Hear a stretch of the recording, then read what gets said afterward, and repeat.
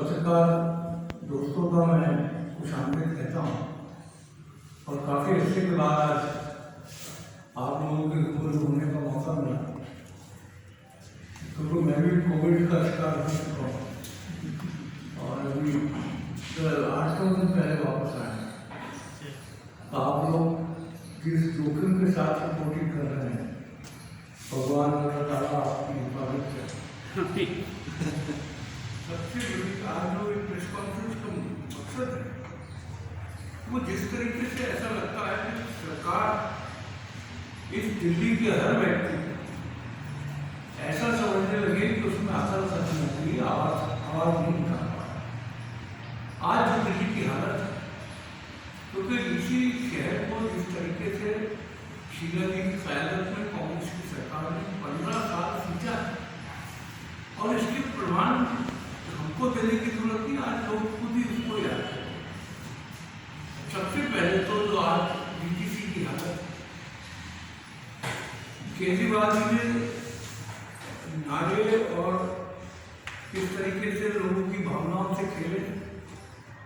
महिलाओं को कहा कि आपको हम फ्री राइड कराएंगे और बसेस कितनी रहेंगी, 3600,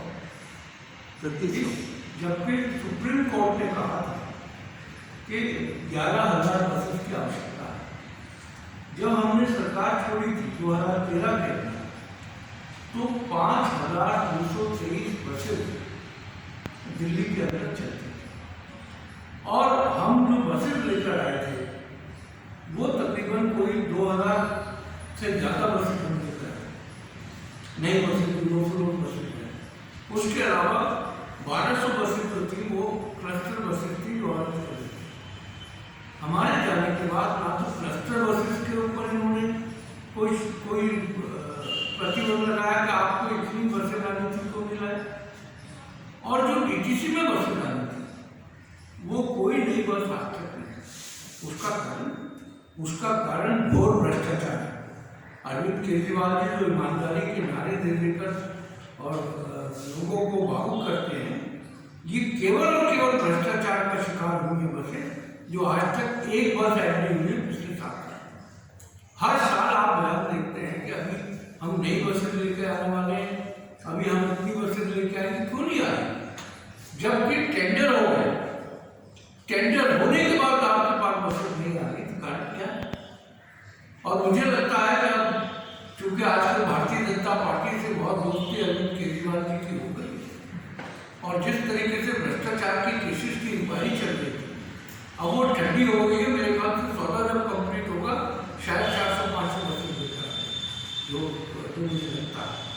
लेकिन आज दिल्ली के अंदर एक आम आदमी, जिस आम आदमी पार्टी के लिए सरकार बनी थी, आज वो आदमी 2 से 2.5 घंटे बस स्टैंड पे खड़ा रहता है पॉल्यूशन में, जिसका स्तर जो है 400 से भी ज़्यादा है।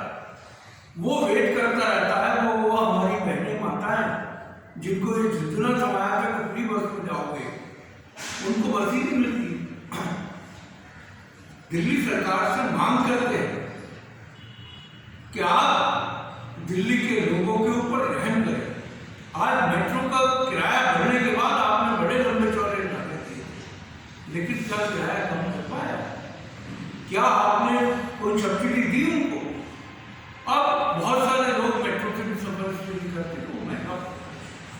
तो मैं सरकार से ये मांग करता हूँ कि किसी भी तरीके से दिल्ली वालों के लिए कम से कम इमीडिएट 3,000 बसें जो है दिल्ली में आनी चाहिए, ताकि वो लोग जो 2.5 घंटे इंतजार करते हैं वो अपनी जिंदगी बेहतर गुजार पाए और इस पॉल्यूशन से जो मौत आज जिंदगी के लिए खतरा है उससे वो निजात पाए। तो मेरी मांग ये है कि जल्दी से जल्दी ये 2,000 बसें चाहे शॉर्ट टेंडर करें, कैसे भी करें, और सरकार को जो बसें खरीदनी होंगी, मुझे आज भी याद है कि जब लाल और हरी बसेस का हमने मॉडल तैयार करवाया, वो एक आधुनिक मॉडल था। आज उन बसेस का हाल देख के रोना आता है। उनको हथौड़े से जो पेंटिंग होती है और जो घर का पेंट होता है, जिससे तो घर का पेंट जिस ब्रश से किया जाता है उससे बसों को किया जाता है, उनकी मेंटेनेंस नहीं हो रही है। तो मेरी मांग यह है कि केजरीवाल सरकार तुरंत दिल्ली के अंदर बसों की व्यवस्था बेहतर करे ताकि लोगों को आसानी से वो अपनी जिंदगी गुजार पाए। और जिस तरीके का भ्रष्टाचार करने की कोशिश बसों के मामले में सरकार कर रही है, कांग्रेस पार्टी खामोश नहीं बैठेगी, आवाज उठाएगी, क्योंकि ये आवाम का पैसा है, लोगों का पैसा।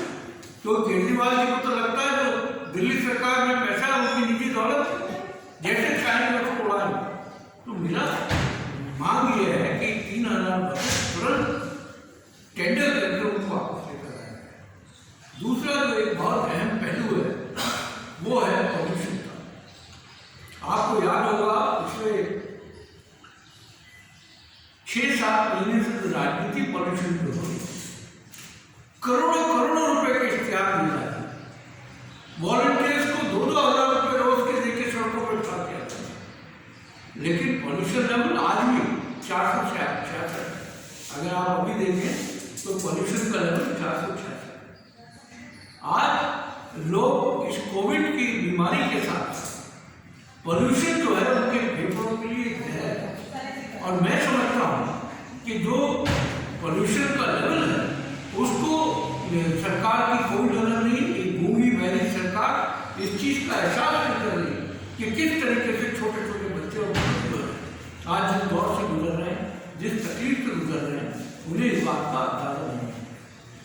दूसरा, इन्होंने कहा कि हमने 25% पॉल्यूशन कम कर दिया।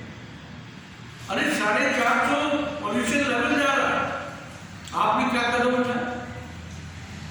4 साल से तमाम हमारे बहुत सारे साथी यहाँ बैठे हैं जिन्हें याद होगा कि 4 साल से अरविंद केजरीवाल जी का कहना कि मैं जो है मैकेनिकल स्वीपिंग कर रहा हूँ, जो सड़कों के ऊपर झाड़ू दी जाएगी वो मशीनों से, आधुनिक मशीनों से होगी। एक मशीन आएगी और वो क्यों नहीं हो पाया?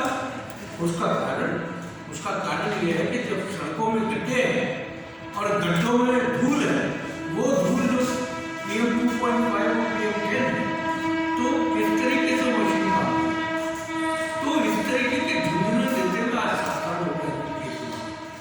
अरविंद केजरीवाल सारा बोझ जो है वो किसानों को डाल देते हैं कि पराली की वजह से दिल्ली में पॉल्यूशन है।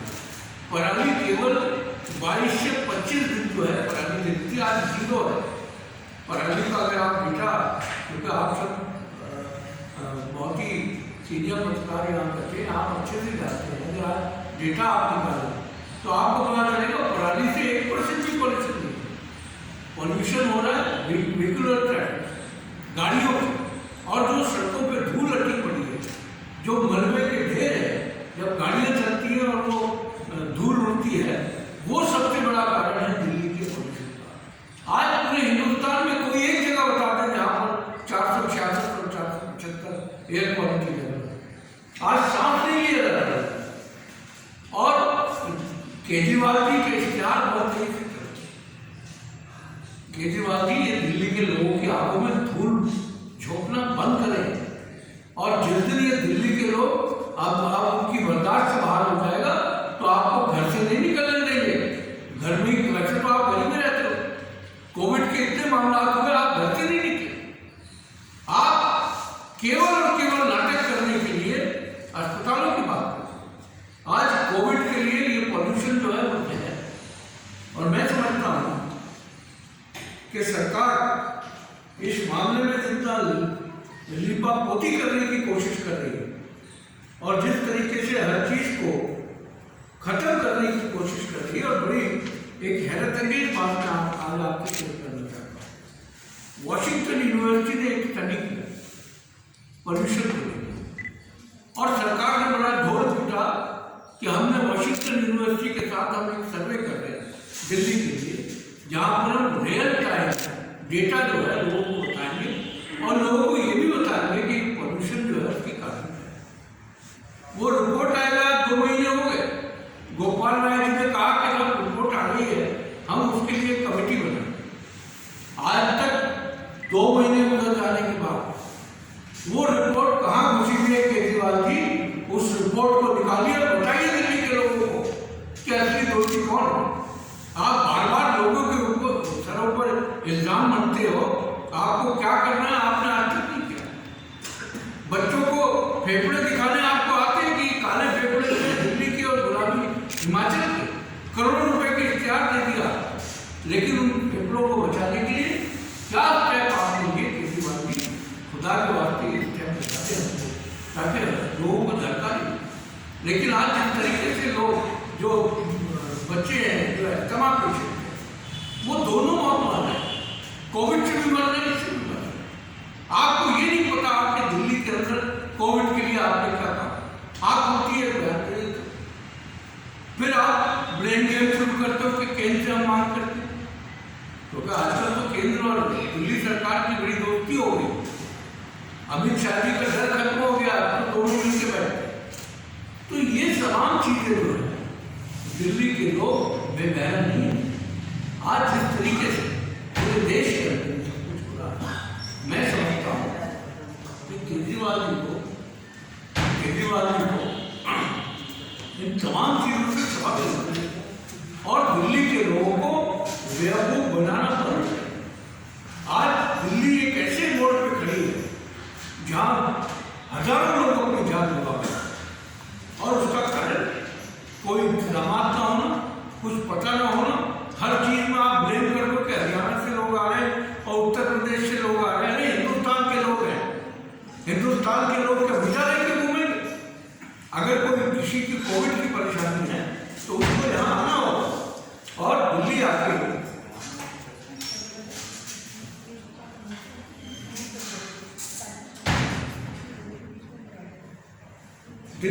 जो है वो इलाज अगर कराता है तो आप उस पर एहसान नहीं कर रहे।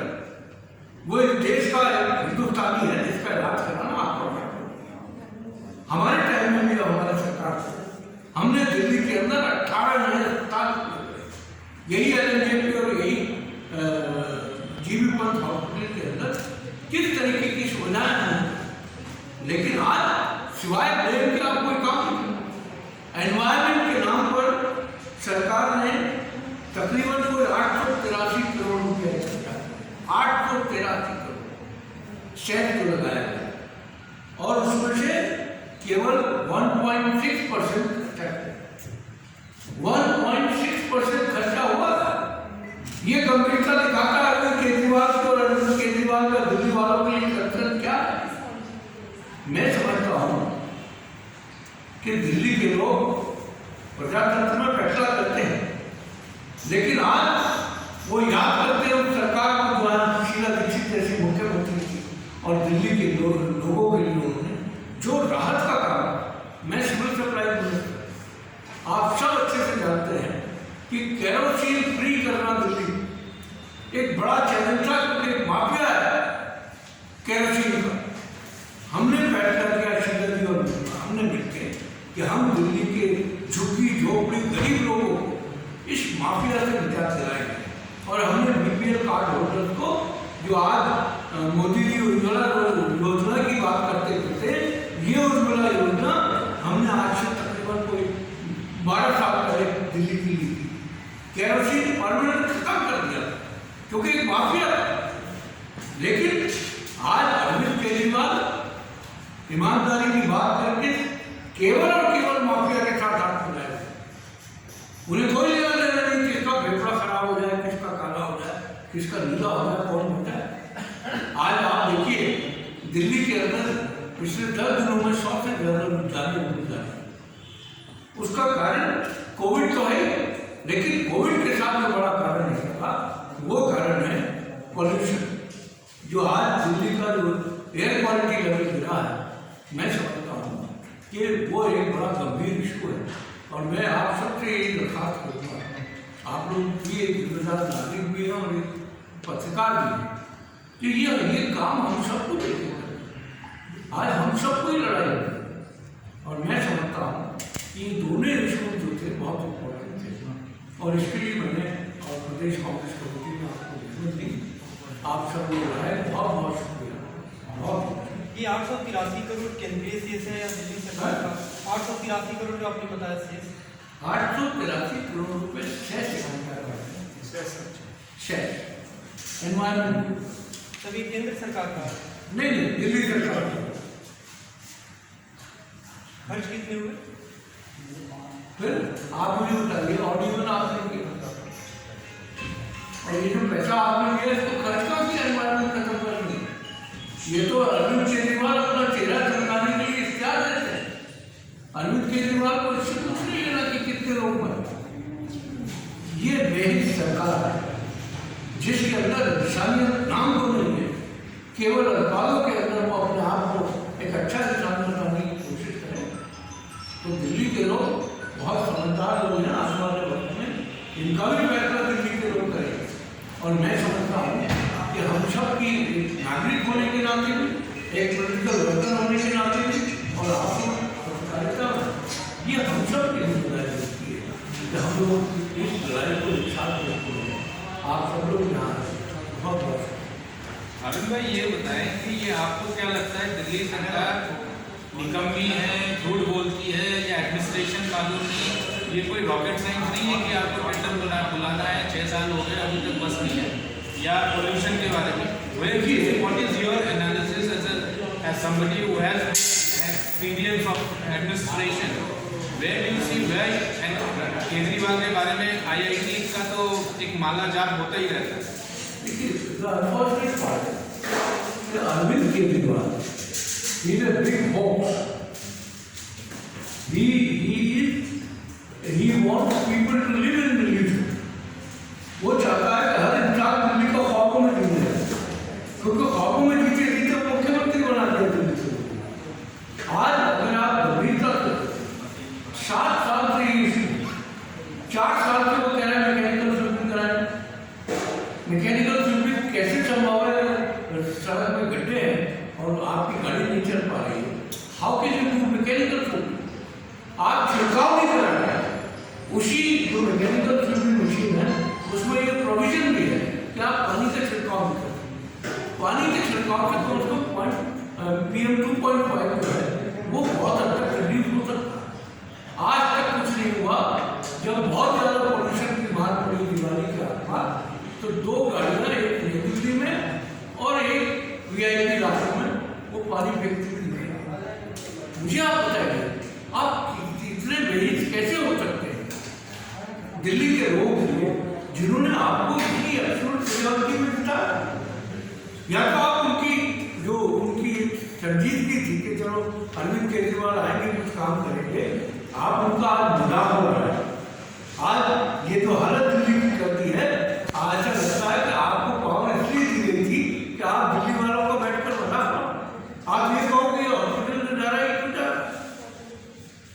आज एक दौर ऐसा भी आया कोविड के टाइम में, मुझे याद है कि लोग LNJP की दीवार के पास से गुजरते हुए कांपते थे।